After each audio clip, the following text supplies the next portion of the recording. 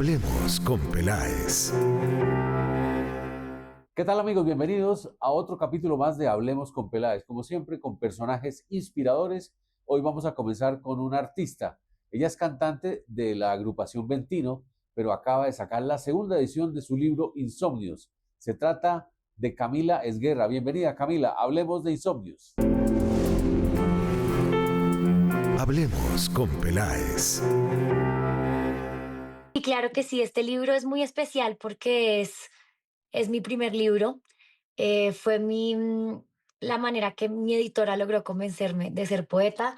Ya casi 8 años después tenemos 4 libros publicados y este libro es un libro que me ha acompañado y que ha acompañado a mis lectores durante muchos años. Es un libro que recorre una noche de insomnio, por eso se llama Insomnios, y en vez de tener números de página, tiene horas de la madrugada. Por eso es que esta nueva edición es muy especial, porque las páginas y el diseño tiene una coherencia con eso. Lo que quiere decir es que empieza de día, va atardeciendo, por eso está como morado con naranja, y después se va poniendo más oscuro. Los poemas se van poniendo más tristes y la noche se va poniendo más oscura, por eso las páginas también. Y después, al final, cuando vuelven a existir los poemas de amor, del amor después del desamor, vuelve a amanecer, como en la noche y como en la vida. Además, esta nueva edición tiene nuevos poemas, tiene una nueva dedicatoria, un nuevo prólogo, entonces me emociona mucho que lleguen a conocer esta nueva versión. Camilo, usted es cantante, compositora, ha estado metida en el mundo de la música a nivel profesional con Ventino. ¿Qué tan distinto es escribir canciones de escribir poesía?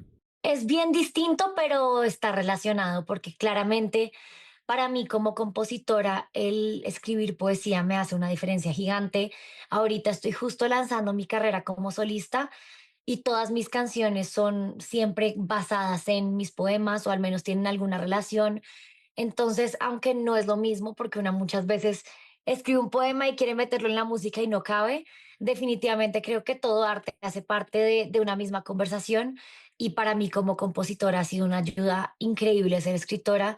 Creo que es increíble cómo todos los tipos de arte conversan entre sí, sobre todo, pues en mi caso, para los fans es muy emocionante poder oír las canciones y decir, esto me suena un poco, creo que este poema lo he leído antes o sé exactamente este contexto de dónde viene y me encanta como esa experiencia casi que inmersiva de poder leer el libro y oír las canciones al tiempo y sentir que están hablando un poco de lo mismo. Hay ciertas horas de la noche que son como, tienen su particularidad o son especiales o tienen algo que son las 3 de la mañana o las 3:33 de la mañana o ese tipo de números que hay y a veces hay gente que se despierta a esas horas.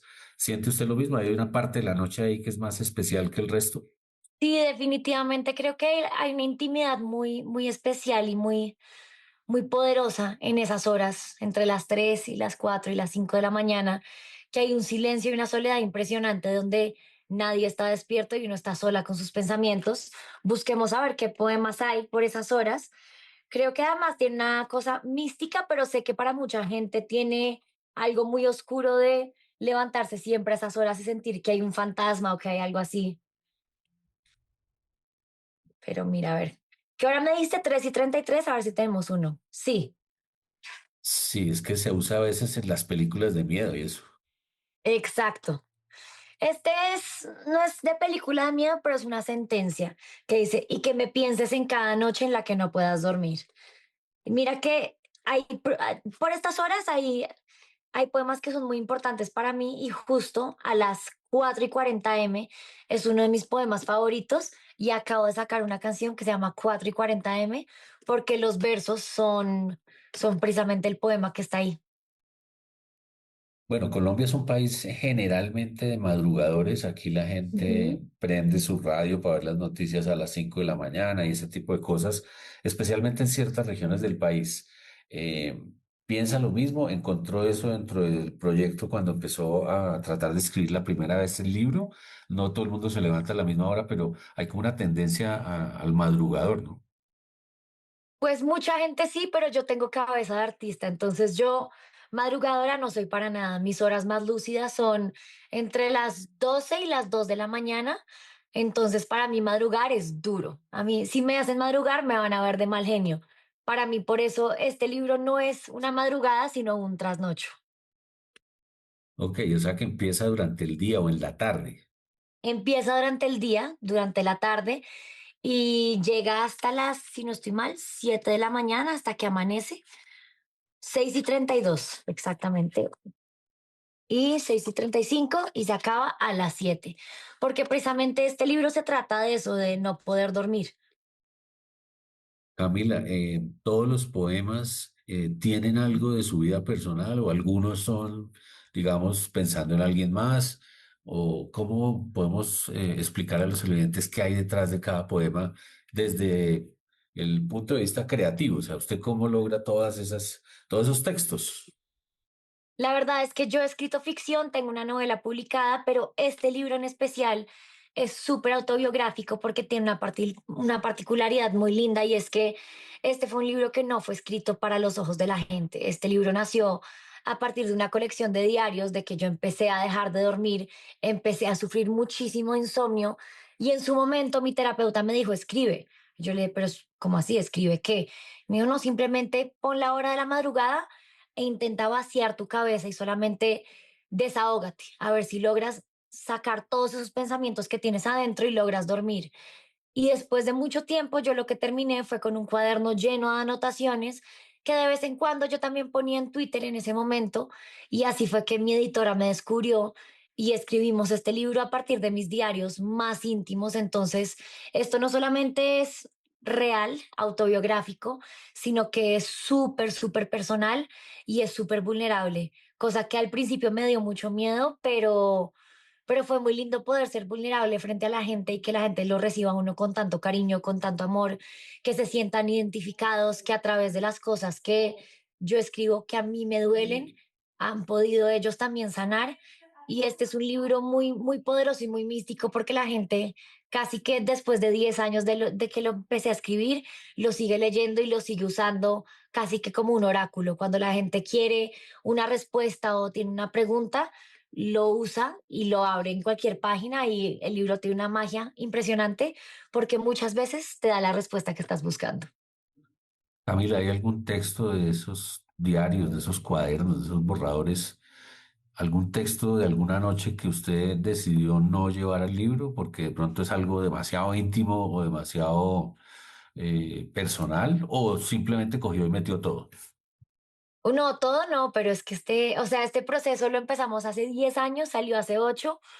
No sabría decirte exactamente qué frase se quedó por fuera, qué anotación se quedó por fuera, pero definitivamente, sobre todo siendo mi primer libro, yo tenía mucho miedo de ser tan cruda, de ser tan vulnerable, porque la gente me conocía más como la cantante que pues uno está muy acostumbrado a que los artistas que uno ve en redes siempre están sonrientes, en buena actitud, y esto pues la realidad es que es un libro que muchas veces es muy triste y tiene cosas tan personales que a mí me parecía que era como desnudarme frente a la gente, pero entonces seguramente sí dejé muchas, muchas cosas por fuera, pero con los años le fui perdiendo el miedo a esa vulnerabilidad y encontré mucho, mucho poder ahí.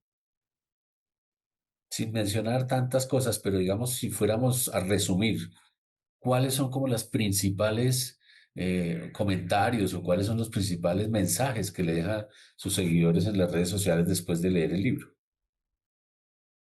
Es demasiado lindo porque yo creo que es como que la poesía es una herramienta de sanación muy importante. Entonces, mis libros y mis poemas los han acompañado en procesos muy difíciles a veces y les han hecho esos procesos más amables, porque yo creo que cuando uno se ve reflejado en una obra de arte, sea un poema, sea un libro, sea una canción, y ve que esa persona también está atravesando algo parecido, como que hace que uno como que sea más amable el camino que uno está viviendo, cuando uno entiende que otros también han compartido y han sobrevivido lo mismo, eso también ayuda a que uno sane las cosas que está atravesando. Me imagino que también los textos le sirven a otras personas que están pasando por momentos difíciles o momentos, digamos, donde no encuentran todas las respuestas o tampoco pueden dormir. Eh, También la intención era un poco esa, darle a los demás algo de lo que usted vivió para ver si de ahí se pueden de pronto agarrar para solucionar más fácil sus problemas. Pues definitivamente no era algo que yo estaba buscando, no es como que este libro esté escrito como con un sentido de autoayuda o algo terapéutico, pero lo más lindo de la poesía es eso, es que como es tan ambigua, realmente la gente la interpreta y la usa como les conviene y como les sirve. Y ha sido demasiado poderoso entender que las palabras no son solo palabras, que son puentes, que son muchas veces un antídoto, que son muchas veces una cura a muchos dolores que la gente tiene. Y como te digo, no lo escribí con el propósito de sanar a la gente, pero sé que es un libro que ha ayudado a muchísimas personas al nivel de que muchas tienen frases o hasta horas de la madrugada tatuadas en la piel y para mí eso es un honor demasiado, demasiado grande porque me llevan con ellos literalmente toda la vida. Bueno, antes de la entrevista yo estuve revisando algunas de sus publicaciones, estuve viendo las redes sociales y bueno, la veo ahí en la sala de su casa o en alguna parte de su casa vestida en varios colores. Entiendo que también le gusta como llevar la contraria con respecto a la moda, tiene su propia moda. Expliquemos un poco eso. Me encanta que digas llevar la contraria porque es un poco eso. Tengo una frase que soy Camila y me gusta vestirme raro. Y es un poco esa valentía desde todo, desde todas las maneras de crear. Para mí, la escritura es una manera de crear, la música también, pero la moda también, y es una manera de expresarse demasiado bonita. Lo dices muy bien, me gusta llevar la contraria porque creo que estamos muy acostumbrados a que la gente quiere que todos se vistan igual, que todos se vean igual, y creo que ser uno, ser auténtico, vestirse de colores, mezclar texturas, es un acto de valentía en esta sociedad que nos quiere igualar a todos. Así que para mí esa también es una bandera de rebeldía, de ser auténtica, de ser real, de ser yo. Y también eso es algo que me ha ayudado a conectar muchísimo con la gente. Es muy lindo poder tener tantos puentes y poder hacer comunidad, no solamente a través de las canciones o de los poemas, pero también a través de la moda. Pero no es tan fácil, Camila, en el círculo cercano, la familia, las tías, personas que de pronto no piensan como usted. Me imagino que al principio la criticaban mucho, ¿no? Porque se salía como de los moldes. No, pues si te digo que mis tíos me dicen que si yo me he visto para traumatizarlos a ellos, ya es el chiste interno de la familia. Y sí, literalmente mi hola, soy Camila y me gusta vestirme raro, nació de un comentario que me hicieron con una connotación muy negativa de, uy, es que tú sí te vistes muy raro. Y yo decidí empoderarme con esa palabra y decir por qué lo raro tiene que ser malo, porque rechazamos lo que es diferente, todo lo contrario. Creo que la belleza está en la diversidad, en la pluralidad y se ha convertido un poco en esa bandera de rebeldía de no me importa lo que me digan, yo me visto para mí, no para darle gusto a los demás. Camila, por último, ¿cuáles son sus proyectos para el resto del semestre, de aquí a que finalice 2026? ¿Qué planes nos puede contar? Bueno, acá te estoy dando una exclusiva porque estoy muy emocionada de contarles que viene un álbum, viene mi primer EP. Estoy feliz todas las semanas metida en el estudio escribiendo música y es una música que está muy, muy conectada con lo que escribo. Son muchas veces mis poemas musicalizados, entonces sé que si la gente ha conectado con los libros y con lo que escribo, les va a encantar la música que estoy haciendo y uno puede que haga todas las cosas exactamente igual y que siga el camino y que no llegue al mismo lugar o que ni siquiera logre hacer una canción o una buena canción.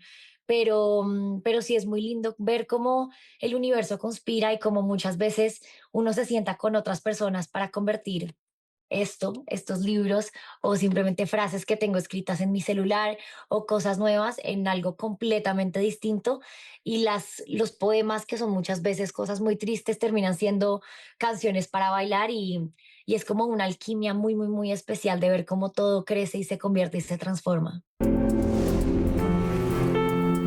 Hablemos con Peláez. Camila, gracias, mucha suerte con la publicación. La nota completa la pueden ver en nuestra página canal1.com.co. Pausa, ya venimos. Hablemos con Peláez.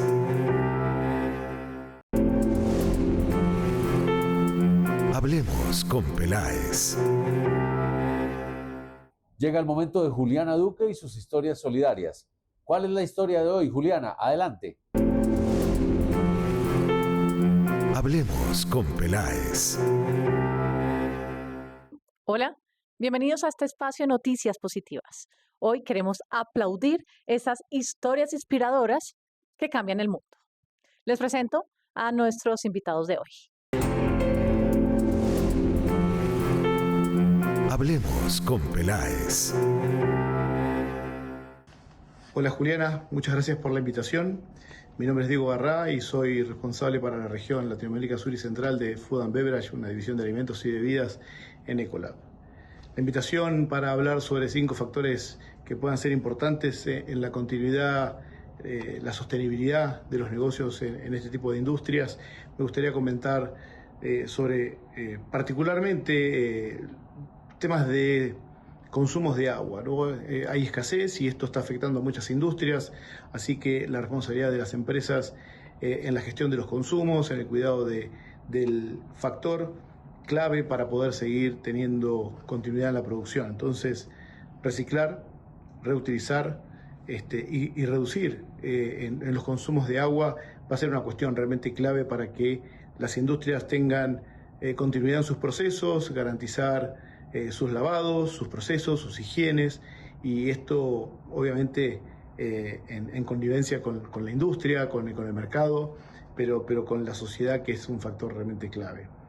Algo adicional, me gustaría hablar sobre la importancia de asegurar el 100% de continuidad en los procesos de limpieza, porque esto garantiza la protección de imagen de marca, evitar rechazos, reducir cualquier tipo de retiros de mercado, y eso hace que las industrias, por supuesto, puedan tener una continuidad importante a lo largo de sus procesos de vida en el mercado. Hablemos con Peláez. Bueno, felicitaciones y que sigan adelante proyectos transformadores e inspiradores que dejan huella en Colombia. Eso es todo por hoy. Nos vemos dentro de 8 días con más historias solidarias.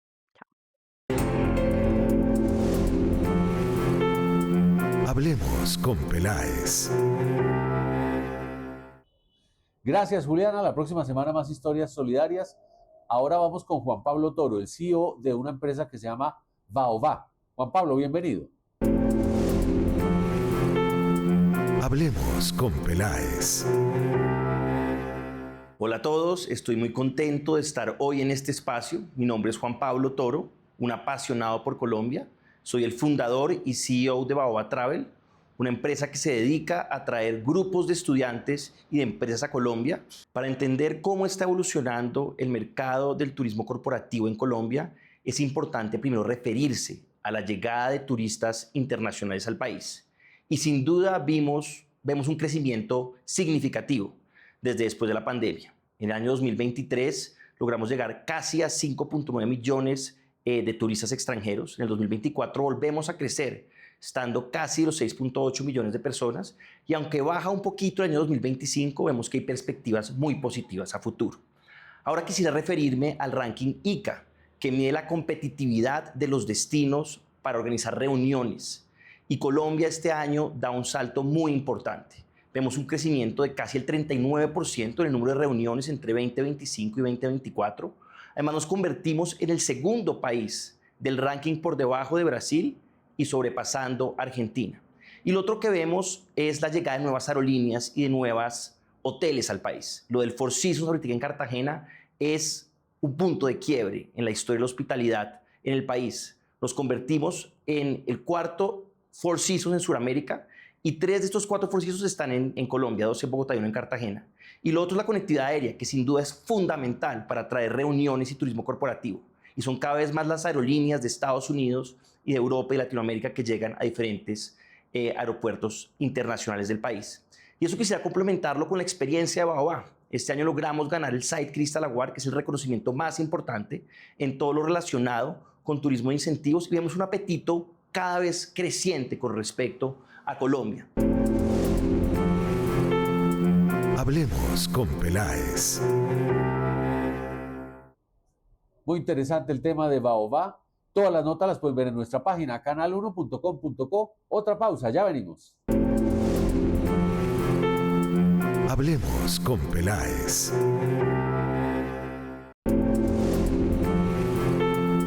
Hablemos con Peláez. Y llegan las cápsulas empresariales. En esta ocasión, Unicentro Bogotá realizó una gran campaña, una gran convocatoria. Veamos de qué se trata. Bueno, mira, el poder de dar una mano esta es nuestra sexta. Nosotros empezamos este programa después de la pandemia y la idea es apoyar a los emprendimientos para que tengan visibilidad en el centro comercial y puedan venir acá por 3 meses y estar con nosotros y acompañarnos en una isla. Ahora bien, este es un programa que hoy en día lo que hace es ser una aceleradora para los emprendedores, porque lo que hace es que la gente los va a empezar a ver, los conoce y ha tenido un éxito muy grande en estos 5 años. Básicamente los requisitos es que obviamente esté formalizado todo su tema legal y financiero, que el emprendimiento facture electrónicamente, que sea un emprendimiento que facture menos de 100 millones de pesos al año, que esté obviamente legalmente constituido en Colombia y que tenga una constitución por lo menos mínimo de 12 meses para que pueda participar en el programa. Básicamente las categorías que hemos tenido son de gastronomía, de hogar, de tecnología, de moda, bienestar, entretenimiento, sostenibilidad. Esas son las categorías más macro que hemos tenido en estos años, pero cualquiera puede participar. Un ejemplo de una compañía que estuvo acá que produce salchichas o embutidos. Cuando llegaron acá tenían 3 empleados y facturaban alrededor de 20 millones de pesos mensuales. Cuando se fueron de acá tenían 8 empleados, la planta la habían doblado de tamaño y estaban facturando cerca de 100 millones de pesos mensuales. Ese es un buen ejemplo de lo que puede llegar a pasar dependiendo obviamente del producto. Felicitaciones a la gente de Unicentro. Y ahora vamos con la ministra saliente de Turismo. Tuvo unas cifras impresionantes. Diana Marcela Morales nos atiende a esta hora. Ministra, bienvenida. Una de las apuestas de este gobierno ha sido el turismo, el turismo como un motor de desarrollo, como dinamizador de la economía y sobre todo como reactivador de los procesos sociales y económicos de las regiones. La posibilidad no solo de generar riqueza, sino de redistribuirla mucho mejor. El turismo en ese sentido, pues con ello hemos logrado precisamente superar en divisas al carbón y al café. Hoy podemos decir que los ingresos que tenemos por turismo están superando a la economía extractivista, una economía basada en las materias primas, y también al café, que tradicionalmente pues, ha sido uno de los sectores más de mayor crecimiento histórico en el país. Hoy podemos decir que el turismo lo ha superado. Hemos llegado a más de 25 millones de visitantes no residentes. Y esto ha representado un crecimiento del 109% frente al cuatrienio anterior. Y también un crecimiento de más del 90% frente al gobierno del presidente Santos.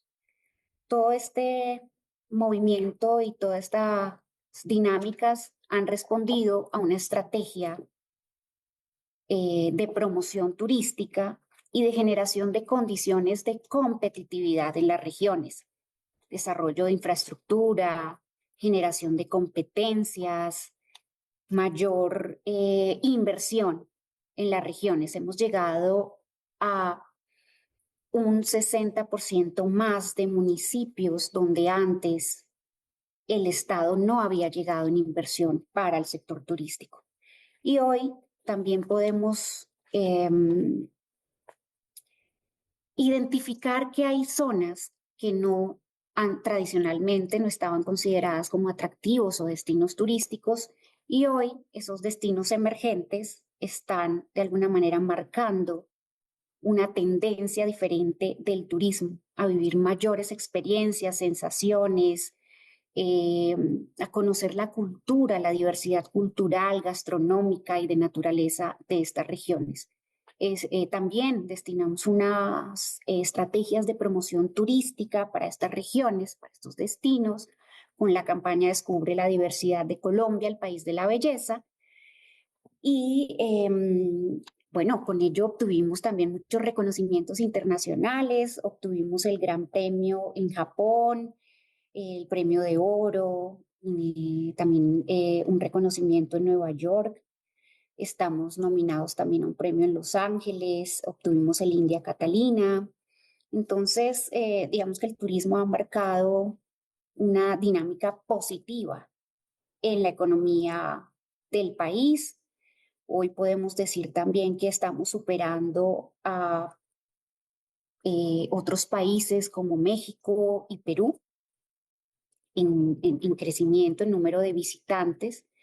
Y hoy podemos decir también con mucho entusiasmo que somos de los 20 destinos más atractivos en el mundo.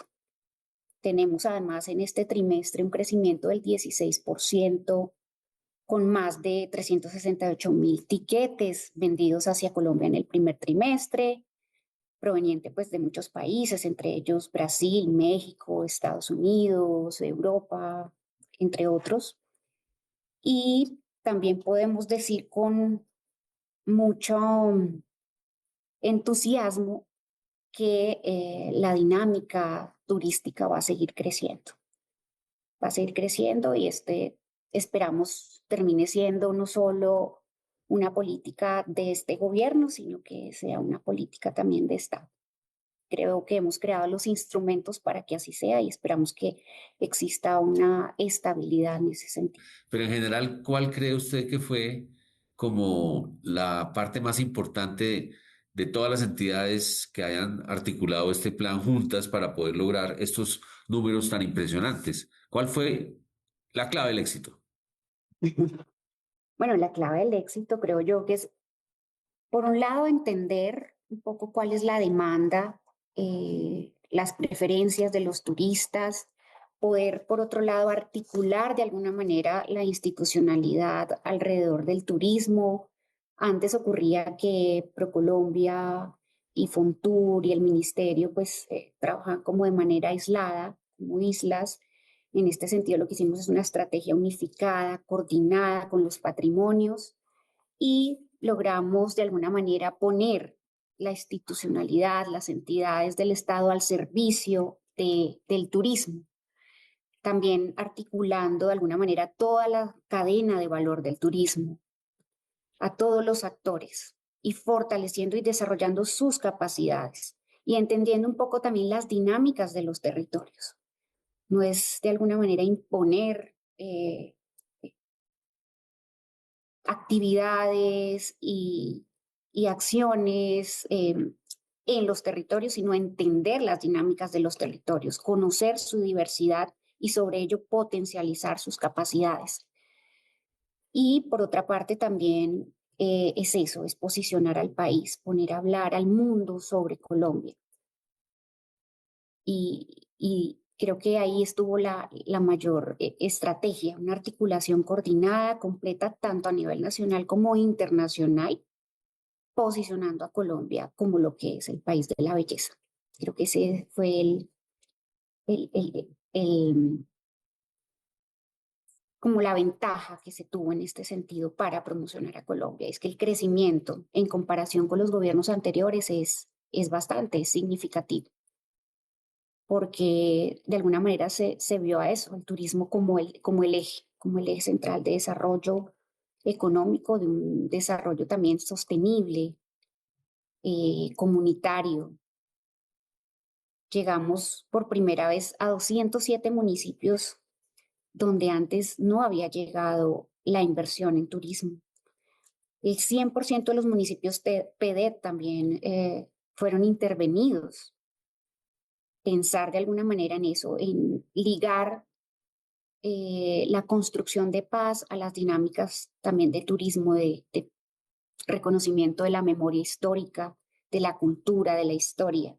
Eso ha sido importante también en esta estrategia de desarrollo turístico. Hace algunas décadas, ministra, los embajadores colombianos eran los futbolistas, los cantantes, las orquestas, ¿no? De pronto las personas que salían en el cine, pero hoy por hoy uno podría decir que casi todos los colombianos a través de sus redes sociales podrían hablar bien del país y ayudar a atraer más turistas. En general, ¿qué mensaje se le puede decir a los colombianos cuando publican fotos o videos de su población o de su sitio de vivienda para intentar que eso le llame la atención a los extranjeros?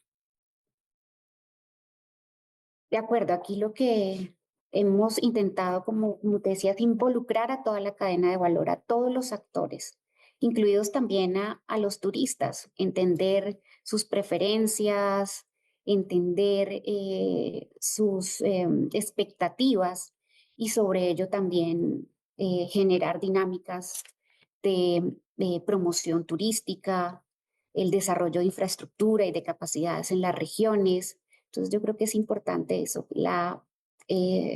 los testimonios de la gente que vive la experiencia en el país de la belleza es muy importante. Así que eso también ha significado de alguna manera que eh, exista mayor deseo de venir a Colombia. Esos testimonios son importantes. Yo creo que las vivencias y la promoción desde quienes viven realmente la experiencia turística en Colombia, pues son los mejores referentes. Y eso es lo que ha ocurrido también. Entiendo, ministra, que los internacionales que vienen a Colombia a diferentes regiones buscan de pronto una playa o de pronto les llama la atención una feria como la de Cali o un carnaval como el de Barranquilla. Hay otros que vienen por la gastronomía, hay otros que vienen por la diversidad de nuestro ecosistema.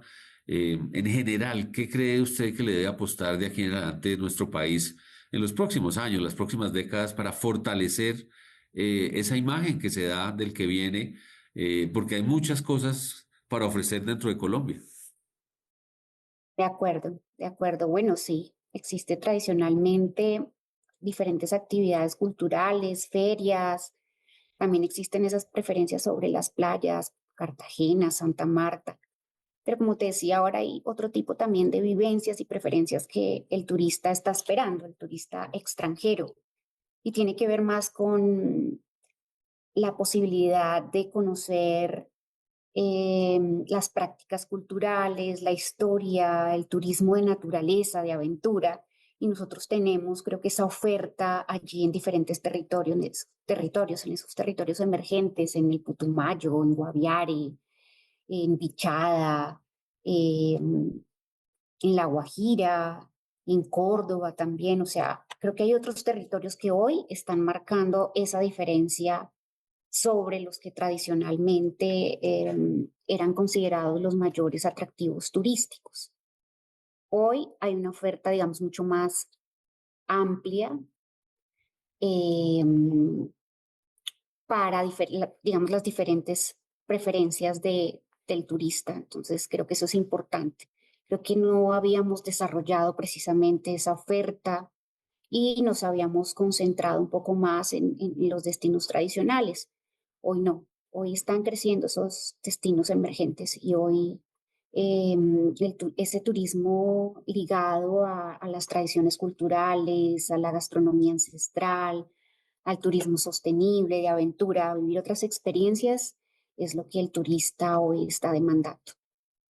Hace unos 20 años, ministra, Colombia, a través de lo que en esa época se llamaba ProExport, hoy ProColombia, empezó una campaña que en esa época era de riesgos que te quieras quedar y se creó todo el concepto de marca país que entiendo a lo largo de los años ha venido evolucionando.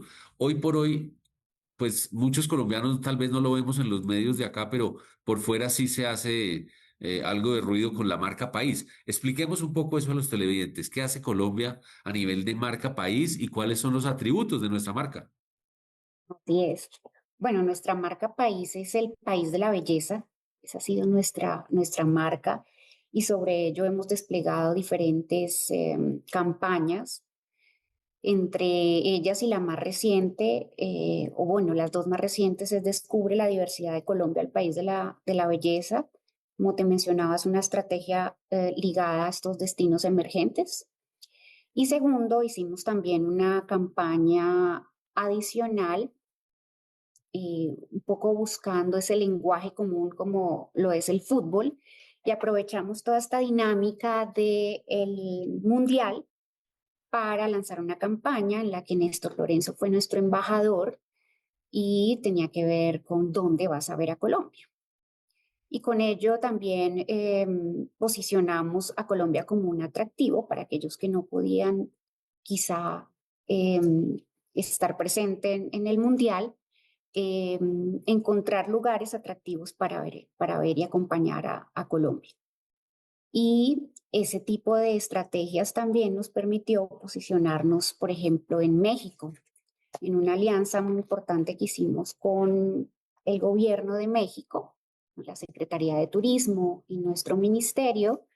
Logramos la promoción del País de la Belleza en 20 aeropuertos de México en el marco del Mundial, para promocionar de alguna manera nuestra visita. Eso fue un gran logro y pues lo más importante es que tampoco le representó ningún tipo de recurso a Colombia, simplemente fue una estrategia de gestión y de articulación y de diplomacia comercial, y logramos también tener este posicionamiento allí. Adicionalmente, hemos hecho otras estrategias para poder llegar a mercados que tradicionalmente Colombia no había llegado, y es el mercado asiático. En Japón, por lo menos allí fuimos también reconocidos con un premio de oro a la mejor estrategia de promoción turística. En Asia, en Japón, en China, también hemos logrado allí posicionar a Colombia, y hay una mayor demanda de estos países, lo que logramos con la aerolínea, ahora no recuerdo cómo se fue.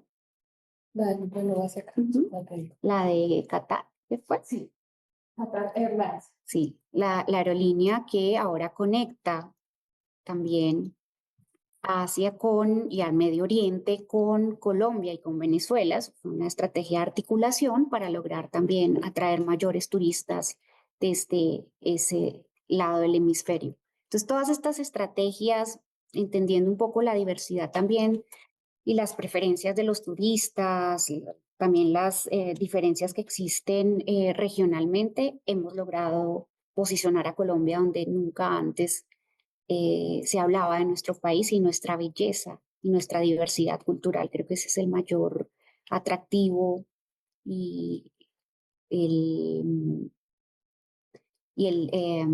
sí, la preferencia, digamos, de los turistas está ligado a eso.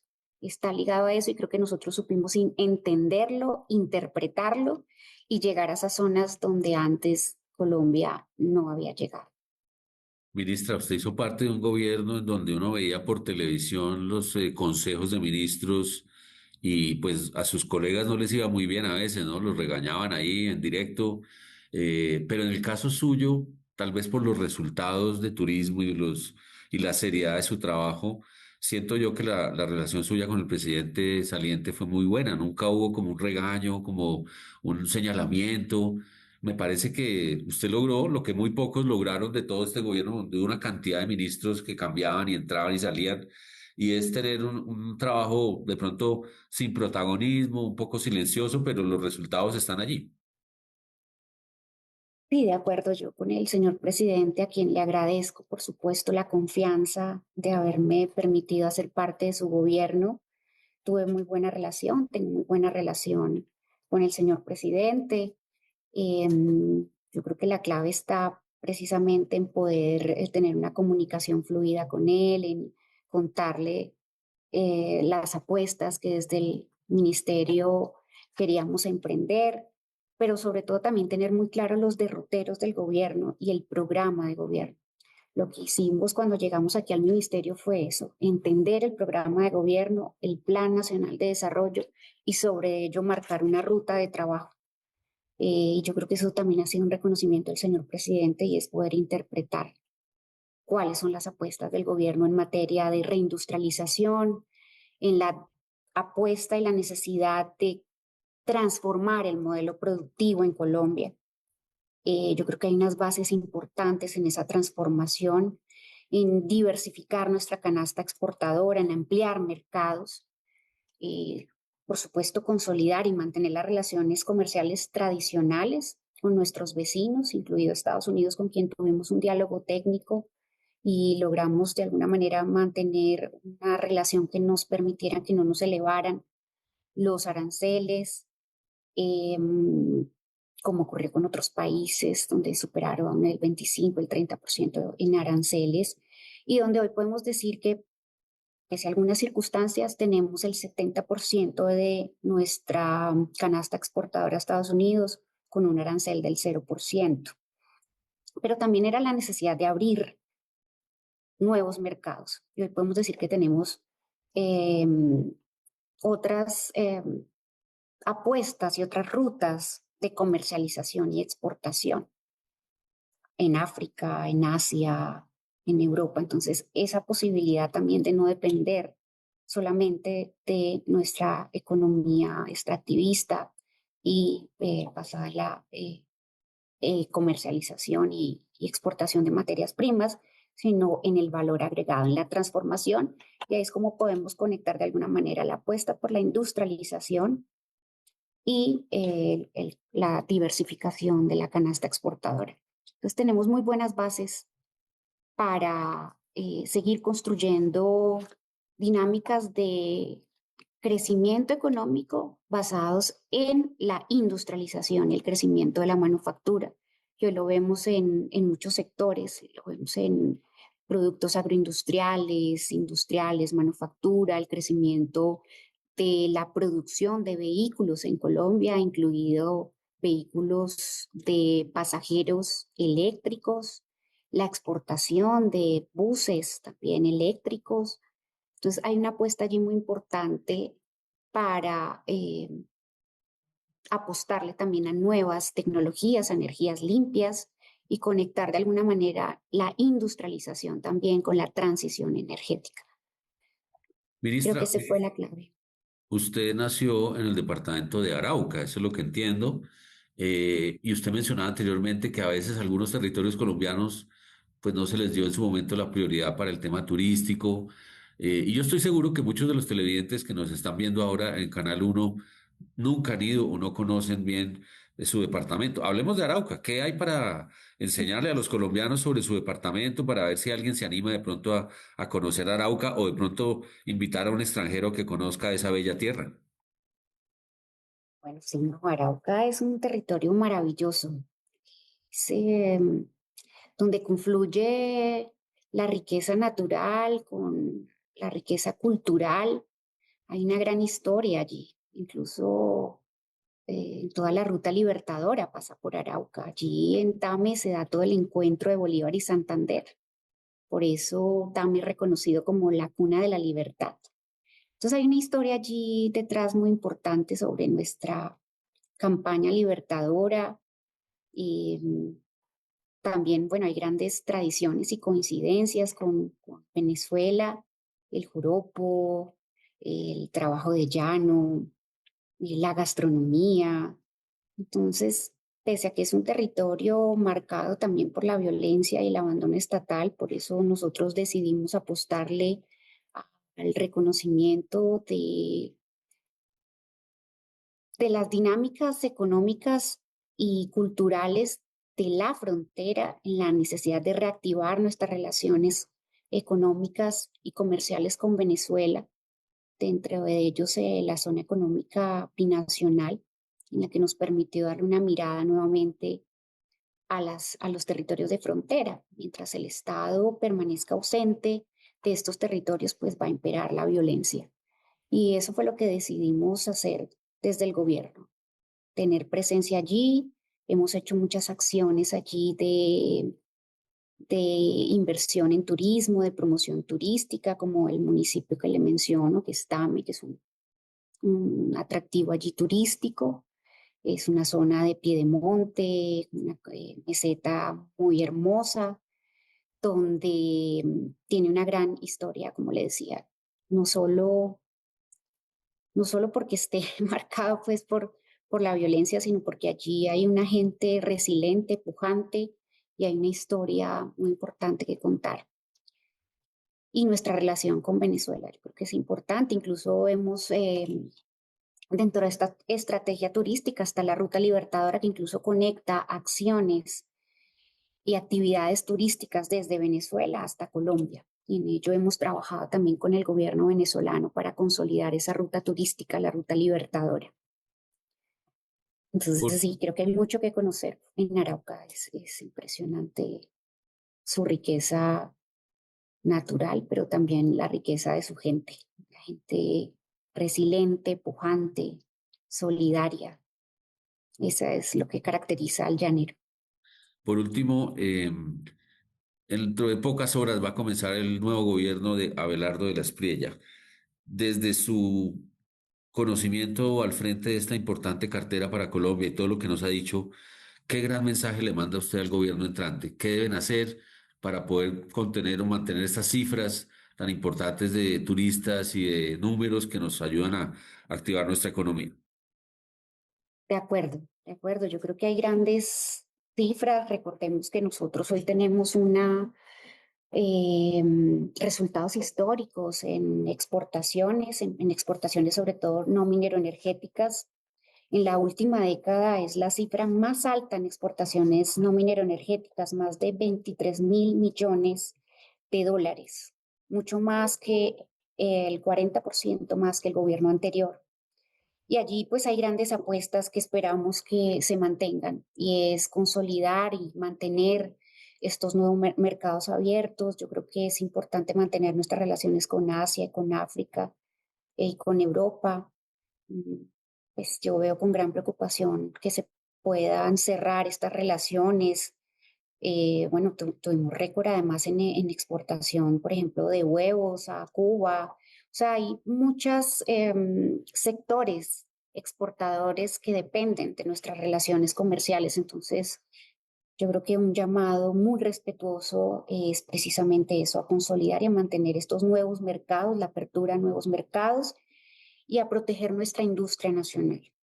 Hemos tomado medidas precisamente para proteger nuestra industria, para fortalecer el sector manufacturero, el sector textil, automotriz, el sector del acero, de muchos sectores allí de la industria que hoy han encontrado en el gobierno un eco, que han reconocido y han trabajado de la mano con todo el sector industrial y que precisamente por eso hace unas semanas nos hacían un reconocimiento a nuestra labor y pedían respetuosamente que las medidas que hemos tomado para proteger nuestra industria en una dinámica de peso revaluado y eh, de medidas que han tomado otros países también de protección a sus mercados, pues nosotros también protejamos nuestra industria. Otro mensaje importante son las líneas de crédito que hemos destinado para la economía popular, para las MIPYMES. Han sido más de 8.5 billones en crédito para las MIPYMES, para los micronegocios, para la economía popular. Y de alguna manera, pues, suspender estos instrumentos financieros y de crédito, pues sería afectar a más del 90% del tejido empresarial. Entonces, esa es como otra recomendación respetuosa que quisiéramos hacer al gobierno entrante y es que el apoyo a las MIPYMES es fundamental. Y a través de estos instrumentos logramos arrebatarle al gota a gota o a estos mecanismos de usura e ilegales, logramos arrebatárselo. ¿Y cómo? Pues logrando que las personas que nunca antes habían tenido acceso al crédito, que la banca tradicional de alguna manera no había brindado las condiciones para que estas personas accedieran al crédito, hoy lo tienen. Hoy tienen una puerta abierta a través de estos instrumentos financieros y de líneas de crédito, a través de Bancoldex, en articulación también con el Ministerio de Comercio, Industria y Turismo. Zonas francas de economía popular es un instrumento de nuevo, un instrumento que le permite también a estos micronegocios y a las MIPYMES y a las unidades productivas poder acceder a los beneficios de las zonas francas, que tradicionalmente pues estaban condicionadas para empresas con grande músculo financiero, y hoy tenemos un instrumento que quisiéramos que pues lograra mantenerse allí. Yo creo que eso es importante. Y el turismo, no descuidar esta estrategia de turismo, mantener la inversión en estos territorios, en el desarrollo de capacidades y competencias, en entender toda la cadena de valor del turismo y poder generar acciones concretas sobre todos los actores de la cadena, inversión en estos territorios y mantener también una estrategia de posicionamiento del país. Yo creo que eso es importante. Y bueno, esta fue nuestra apuesta. Esta fue nuestra apuesta, ¿no? Una política de reindustrialización que precisamente sentó las bases para pensar en una economía basada en el conocimiento, en el valor agregado. Una economía que pueda cerrar brechas en la productividad, fortalecer a las MIPYMES, a la economía popular y sofisticar la oferta exportable. Yo creo que eso es muy importante y bueno, eso lo demuestra precisamente la balanza comercial y el crecimiento de nuestras exportaciones no minero-energéticas, superando, como lo decía, en la última década, más de los 23.000 millones de dólares en exportaciones. Y bueno, mantener nuestras relaciones y avanzar en esa apertura de los mercados que tuvimos con Asia, con África, con América Latina, mantener estas relaciones que hoy nos ha permitido también crecer en inversión extranjera.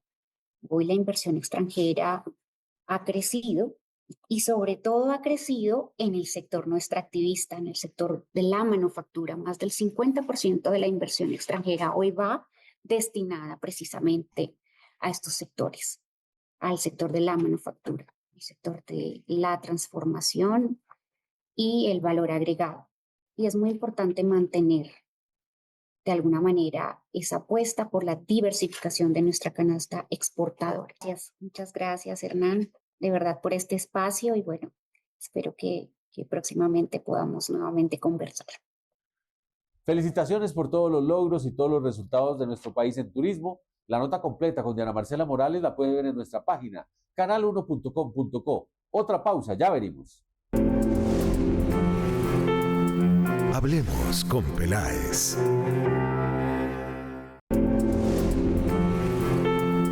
Hablemos con Peláez. La periodista colombiana Daniela Caballero, que nos ayudó antes del Mundial con unas crónicas, hizo este gran balance de lo que fue para México, país donde vive, el resumen del Mundial de Fútbol, y no solo a nivel deportivo, sino lo que implica para un país como México este campeonato, la actividad, el turismo. Y bueno, también Daniela tuvo la oportunidad de estar en uno de los partidos de la Selección Colombia. Daniela, el balance del Mundial, bienvenida. El balón dejó de rodar y en México comenzó otro partido, el de las cuentas. Antes del Mundial, el gobierno nacional estimaba una derrama de más de $1.000 millones. Desde entonces, analistas y consultoras advertían que esas proyecciones eran demasiado optimistas y que el impacto sería menor. Al finalizar el torneo llegaron las cifras oficiales, más de $3.000 millones en actividad económica. Sobre el papel, México superó las expectativas. No obstante, las consultoras privadas y las cámaras empresariales hicieron sus propios cálculos y llegaron a otra conclusión. La derrama económica, medida en dólares, quedó 7% por debajo de lo que ellas mismas esperaban antes del Mundial. Otro es el caso del comercio local, que fue el único sector que superó las expectativas, con un 72% de los negocios familiares y de barrio que incrementaron sus ventas. Con el turismo pasó algo parecido. Antes del Mundial, el gobierno proyectaba la llegada de 5,5 millones de turistas internacionales. Al cierre del torneo, el balance oficial registró más de 7 millones de viajeros. Ciudad de México concentró la mayor parte con 4,4 millones, mientras Guadalajara y Monterrey juntas no superaron los 3 millones. Pero viajero y turista son conceptos distintos y cuando se cuentan solo quienes pasaron la noche en alguna de las sedes, la cifra baja casi a 3 millones. Asimismo, apenas 1 de cada 3 llegó del extranjero.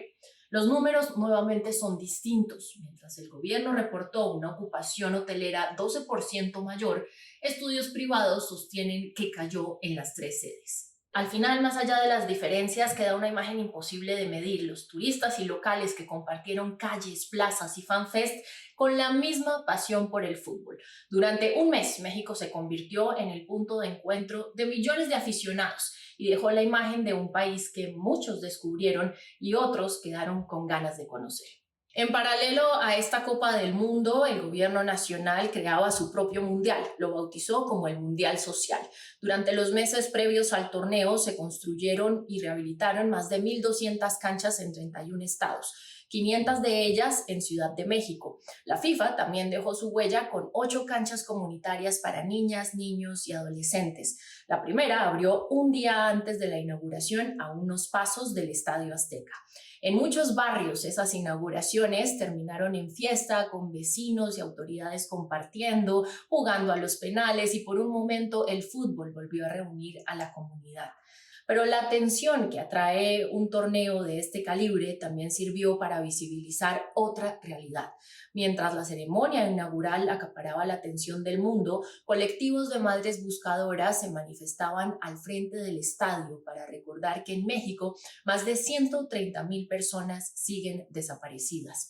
Y durante el torneo no dejaron de buscar, ni tampoco de exigir que alguien las escuchara. Por eso quizás esa sea la postal más honesta que nos deja esta Copa del Mundo. Un país que encontró motivos para celebrar y otro que en medio de la misma fiesta luchaba por no ser olvidado. El fútbol también dejó historias que difícilmente vamos a olvidar. Al grito de "quiere volar", las transmisiones en vivo pasaban de un momento a otro a ser parte del espectáculo. Los aficionados levantaban a los reporteros entre risas y cánticos mientras ellos intentaban terminar sus enlaces sin soltar el micrófono. También hubo escenas que trascendieron la viralidad.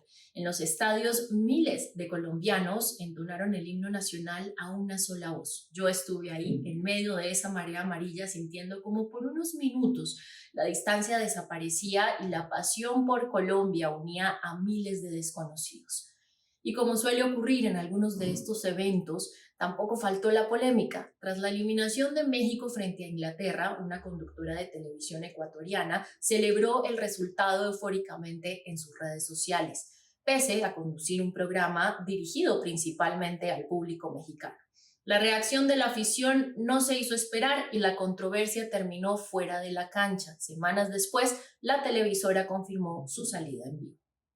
México le mostró al mundo una de sus mejores caras. Vimos estadios llenos y la capacidad de un país de recibir uno de los torneos deportivos más importantes.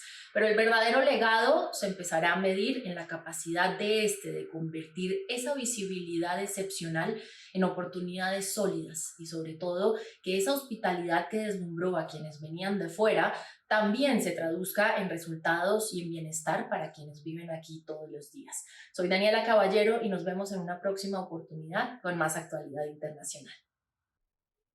Daniela, muchas gracias. Estaremos siguiendo todos los temas internacionales a partir de ahora con Daniela Caballero, periodista que se va a especializar y se va a encargar de todos los temas de actualidad internacional aquí en Hablemos con Peláez, siempre por la señal del canal 1 Libre como tú. Y hemos invitado a Diana Carolina Torres, una de las candidatas más fuertes para llegar a la Contraloría. Esa votación se dará en el Congreso el próximo 12 de agosto. Diana, bienvenida.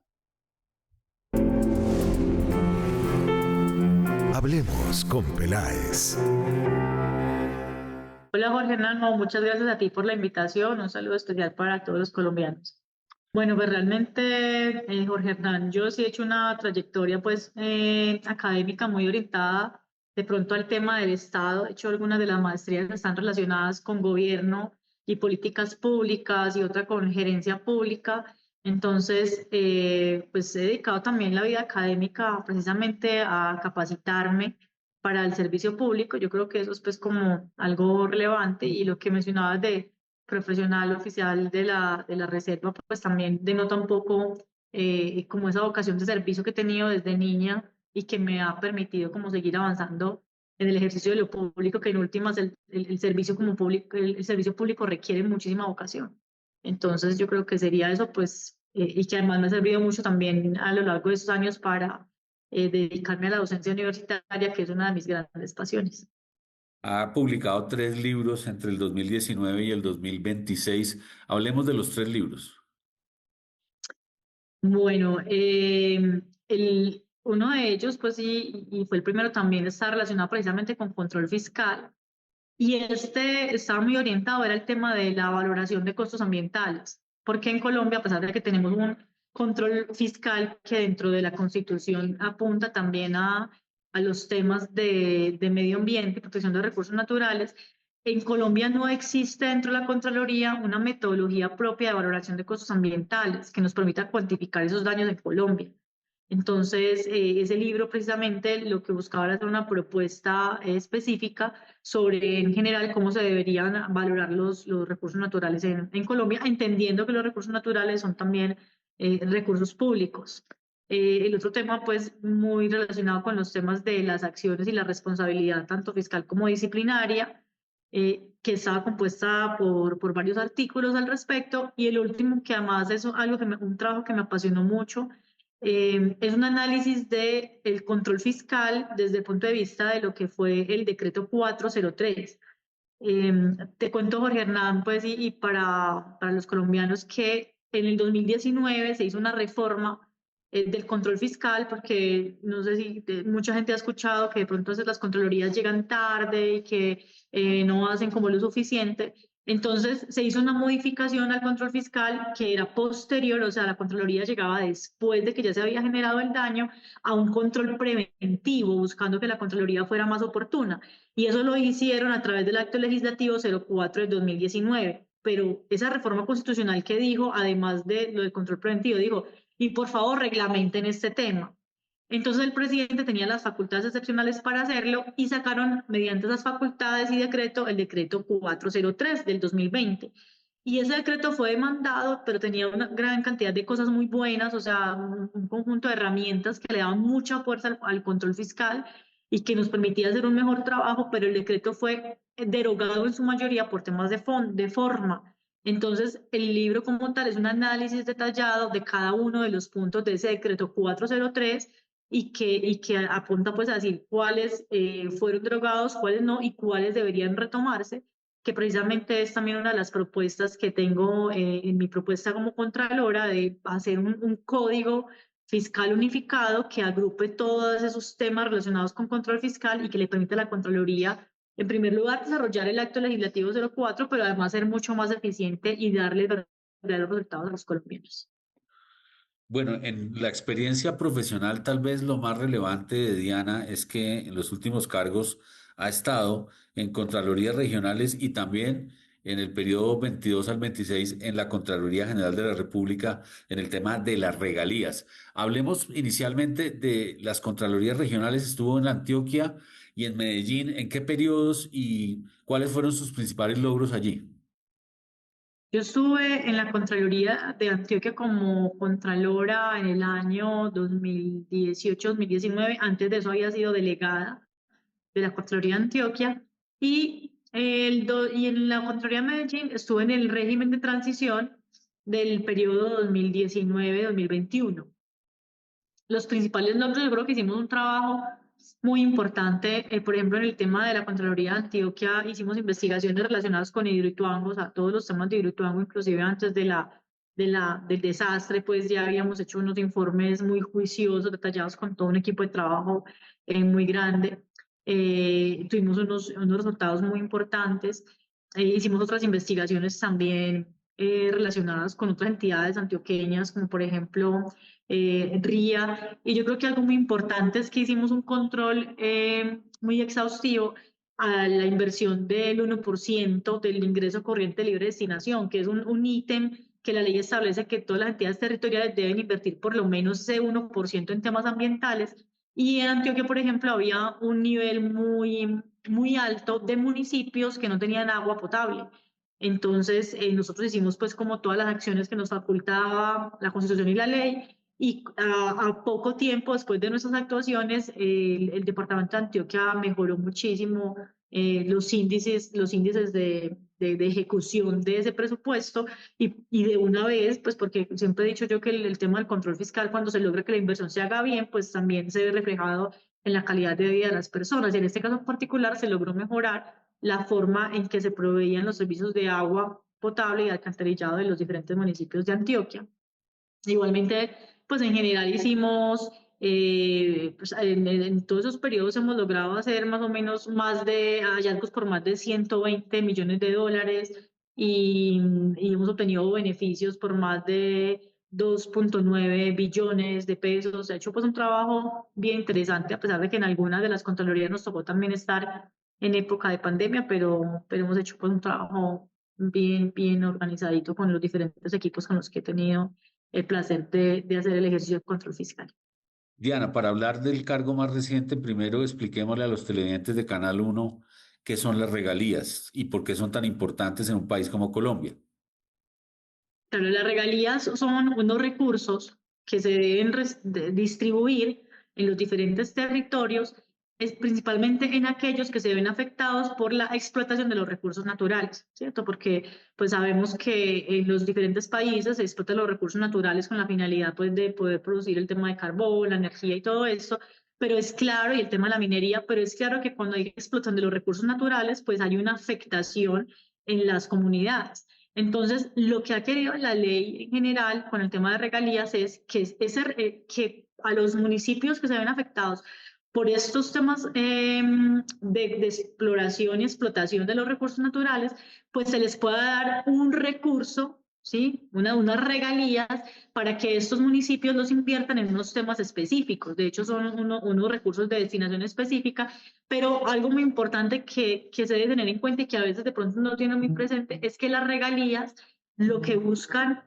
es que los municipios que reciben las regalías puedan invertir esos recursos en su desarrollo y en su crecimiento y que garanticen que cuando ya se termine, por ejemplo, el tema de la explotación, que de eso en últimas es lo que viven esos territorios, pues que ellos ya tengan las capacidades infraestructurales y las capacidades institucionales para seguir adelante. Entonces, ese tema de los recursos de regalías es muy importante y la protección de esos recursos y la vigilancia de la forma en que se invierten es fundamental para el país y especialmente para los territorios. Diana, ¿por qué está involucrado en el tema de regalías el Departamento Nacional de Planeación? El Departamento Nacional de Planeación ha tenido varias funciones en el tema de regalías, ¿cierto? Pero el Departamento Nacional de Planeación, por ejemplo, es el encargado también de acompañar en todo el proceso de planeación y de aprobación de los proyectos y en la autorización de los giros de los recursos. Entonces, cumple un papel muy importante, más que nosotros tenemos en Colombia un territorio que todo el territorio colombiano, pues encontramos municipios y departamentos muy distintos, algunos departamentos y municipios con altas capacidades técnicas para avanzar en la ejecución de proyectos y otros que no tienen tantas capacidades técnicas. Entonces es muy importante que el DNP pueda también hacer esos acompañamientos y algo que es muy importante en relación con el DNP es que tiene que convertirse en una entidad más eficiente que los mismos territorios, porque en la medida en que ese acompañamiento y las diferentes aprobaciones, pues también se necesita agilidad y facilidades para que los territorios puedan llevar a feliz término todas estas obras. En el periodo número 1 del presidente Juan Manuel Santos, el ministro de Hacienda, Juan Carlos Echeverry, cambió por intermedio de unas nuevas normas la forma como se repartían esas regalías antes del gobierno Santos y bueno, todo el mundo conoce más o menos el cuento de la mermelada en la tostada. A su juicio, ¿qué ha sido mejor? ¿La fórmula que había antes de repartición de regalías a los departamentos petroleros o la fórmula que propuso desde el gobierno Santos para acá, que es que posibles proyectos con varios departamentos se podían presentar en conjunto? Bueno, lo que pasa es que anteriormente las regalías estaban muy repartidas exclusivamente en esos territorios que estaban siendo afectados. Entonces, ¿qué pasaba? Que, por ejemplo, en departamentos como La Guajira había una gran concentración de recursos, o sea, era una exageración la cantidad de recursos que llegaban y muchas veces no alcanzaban a ejecutarse o a ejecutarse bien porque eran demasiados proyectos al mismo tiempo y pues para unos departamentos muy puntuales o municipios. Entonces, en mi concepto, aunque también pues hay algunas falencias que tienen que ir revisando, este nuevo modelo, de la forma en que se distribuyen las regalías, es más amigable, digamos, con todos los territorios, porque pues aquí todo el mundo puede participar. Obviamente se le está dando todavía prioridad a los departamentos y municipios que se ven más afectados por la explotación y por la exploración, pero lo importante es que se puede avanzar en el desarrollo de todas las regiones, ¿sí?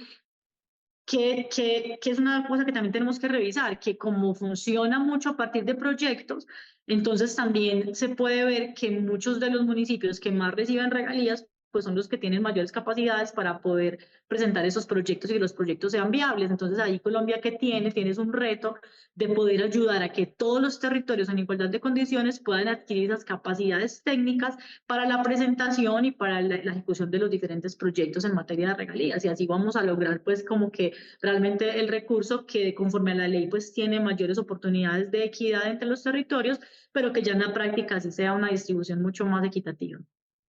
Diana Carolina, 2 o 3 hallazgos importantes que usted logró destapar en el último cargo, justamente ahí en la Contraloría sobre temas de regalías. Denos algunos ejemplos. Bueno, desde el punto de vista de las regalías, a mí me correspondía, por ejemplo, hacer algo ya muy importante, que era el tema del control preventivo de los recursos en general de regalías. Y logramos obtener allá unos beneficios muy grandes, pues por billones de pesos, es decir, que logramos que se recuperaran o que se reactivaran obras por billones de pesos, por más de 2 billones.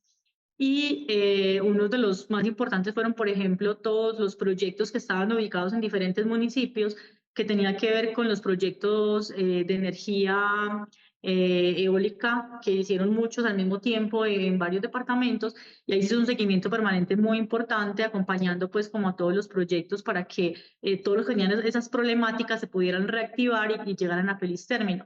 Igual hicimos unos acompañamientos importantes, por ejemplo, en el departamento de Casanare, hicimos unas actuaciones especiales y hicimos unas auditorías en temas de unos colegios que estaban allá construyendo colegios migrantes en plantas de alcantarillado, acueductos, un tema de un hospital también que tenía unas falencias, a pesar de que se hizo un buen proyecto desde el punto de vista hospitalario, tenía unas falencias y incumplimientos de normas en cuanto, por ejemplo, al tema del patrimonio cultural y ese tipo de cosas que a veces no las vemos tan claras. Son proyectos que se invierte el dinero, pero que después por alguna razón pues no pueden llegar a un feliz término, no cumplen los objetivos porque incumplieron otro tipo de normas que tenían que haber tenido en cuenta durante ese tiempo.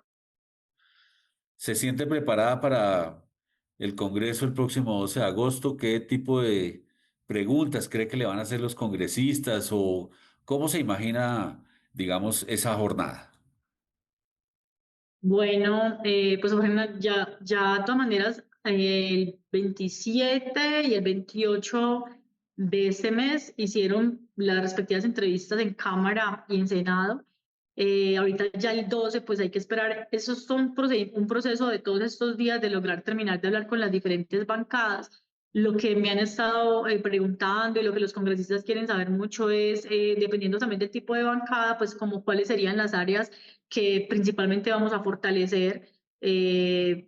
Por ejemplo, algunos están interesados en el tema de ciencia y tecnología, la mayoría están muy interesados en el tema de la salud y cómo fortalecer la salud y cómo vamos a auditar el tema de salud en Colombia con la reciente situación pues tan compleja que tenemos. Y además de eso, yo creo que uno de los principales intereses que tienen los congresistas hoy en día es que la Contraloría efectivamente sí logre llegar a los territorios. Ya la Contraloría lo hace, sí, la Contraloría está llegando a los territorios, la Contraloría hace su plan de auditoría y llega a todos los territorios pues conforme a la planeación que se hace, pero hay unos puntos muy lejanos donde a veces es difícil llegar. Entonces, estamos contando también cómo vamos a hacer y cuáles serían esas propuestas de algunas unidades móviles, utilizando también redes satelitales y drones para poder alcanzar esos puntos de los territorios donde difícilmente a veces se tiene acceso. Ustedes antes, muchas gracias a todas las personas de Canal 1 y a los televidentes, pues un gusto estar en este espacio. Mil y mil gracias. Diana, mucha suerte, muchas gracias. por atendernos. La votación, recuerde, va a ser el 12 de agosto. Hay 10 candidatos y ahí se elige la persona que estará al frente de la Contraloría, la persona que suceda a Carlos Hernán Rodríguez. Llega el momento de la pausa. Ya regresamos. Aquí en Hablemos con Peláez. Hablemos con Peláez.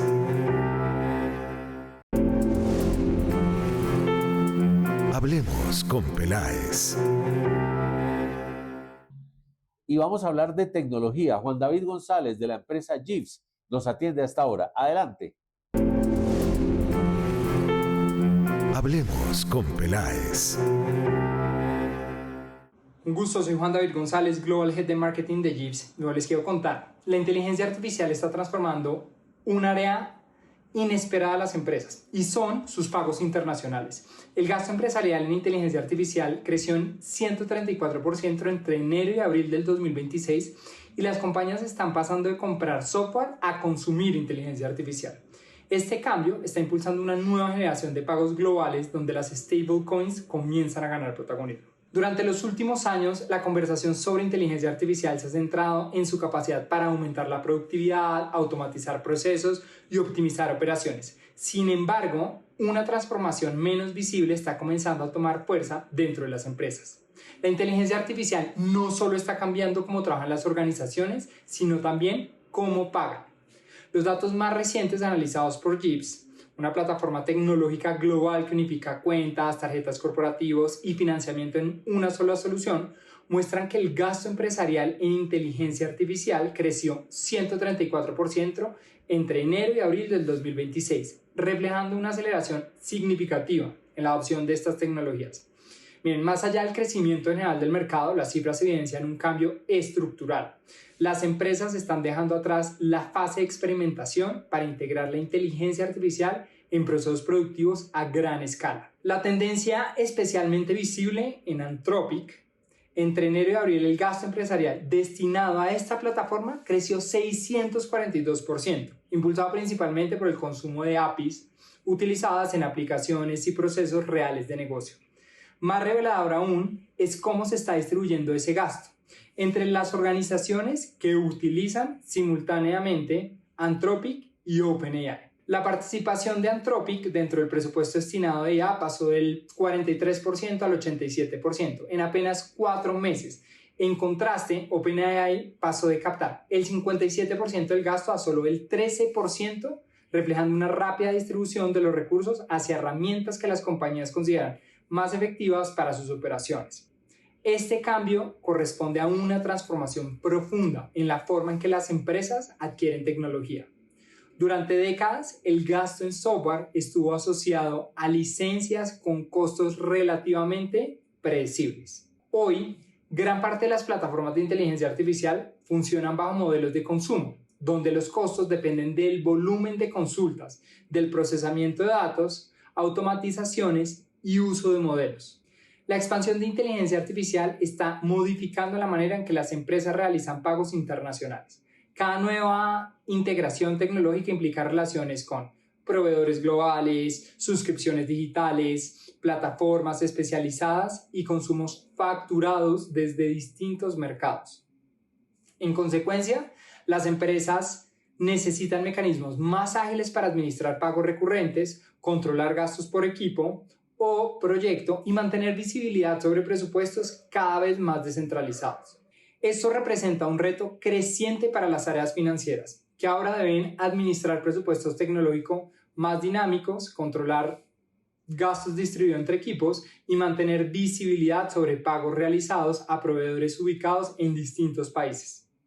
En este escenario, las tarjetas corporativas respaldadas por stablecoin están ganando relevancia como una herramienta estratégica para centralizar los pagos asociados a plataformas de inteligencia artificial y otros servicios globales, mejorar la trazabilidad de los consumos y fortalecer el control presupuestario por proyecto, equipo o proveedor.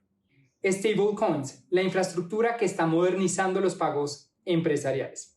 Las stablecoins son activos digitales cuyo valor está vinculado a monedas tradicionales como el dólar o el euro, a diferencia de otros criptoactivos que están diseñadas para mantener estabilidad en su precio.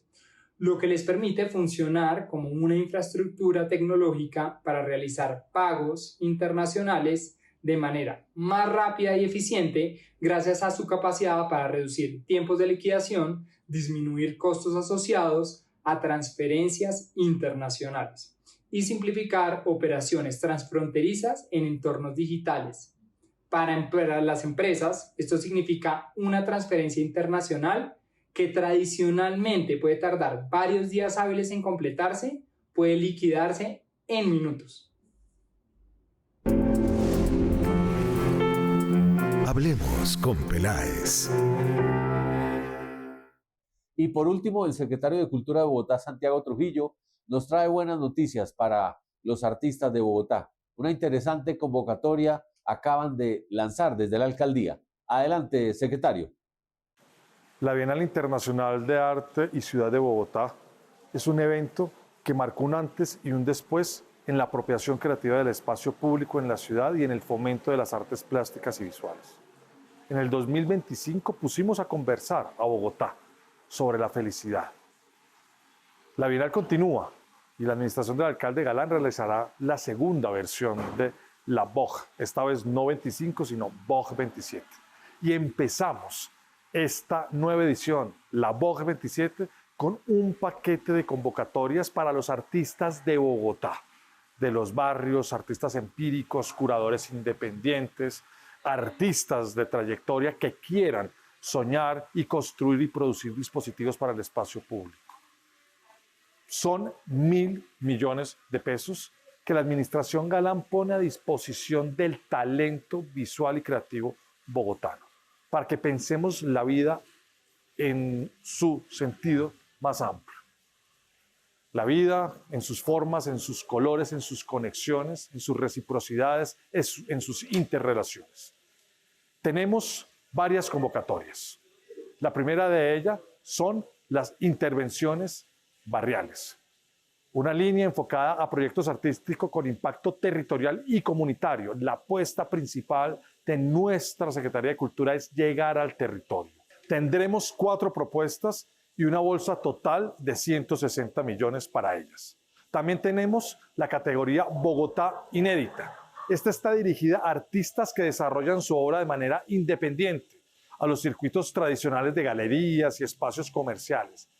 Los artistas del barrio, los artistas empíricos, los artistas que tienen un saber popular, tradicional, que han investigado su talento a través de la creación independiente. 40 propuestas para un total de 160 millones de pesos para ella. Además de eso, tenemos otra categoría de curadurías independientes en espacios culturales autónomos de Bogotá. En esta categoría en particular queremos apoyar proyectos curatoriales desarrollados en articulación con espacios independientes de Bogotá, para que fortalezcamos las capacidades de producción y circulación y podamos fomentar a artistas profesionales, a espacios importantes de la cultura y la vida de Bogotá, pero también a curadores. Aquí tendremos 4 propuestas, 2 de ellas recibirán estímulos de 75 millones de pesos y otras 2 tendrán estímulos por 100 millones de pesos cada una. Finalmente, la Bienal abrirá una categoría muy importante. Como lo vimos en la primera versión, el arte en espacio público es fundamental. Puede ser visto por millones de personas, disfrutado por los niños, por los jóvenes, por las personas mayores, por todas las personas que vienen a visitar la ciudad. En esta, que es una categoría muy importante, queremos premiar la instalación efímera de obras in situ para 3 espacios emblemáticos de Bogotá. En esta categoría tendremos 3 propuestas ganadoras, cada una con un estímulo de 110 millones de pesos. A crear, a soñar la Bogotá del 2027 con la Bienal Internacional de Arte y Ciudad BOG 27. Hablemos con Peláez. Recuerden que todas las notas las pueden ver en nuestra página canal1.com.co. Les habló Jorge Hernán Peláez. La próxima semana, otro capítulo más de Hablemos con Peláez, como siempre aquí en la señal del Canal 1, libre como tú. Sigan con la programación de nuestro canal y feliz fin de semana para todos.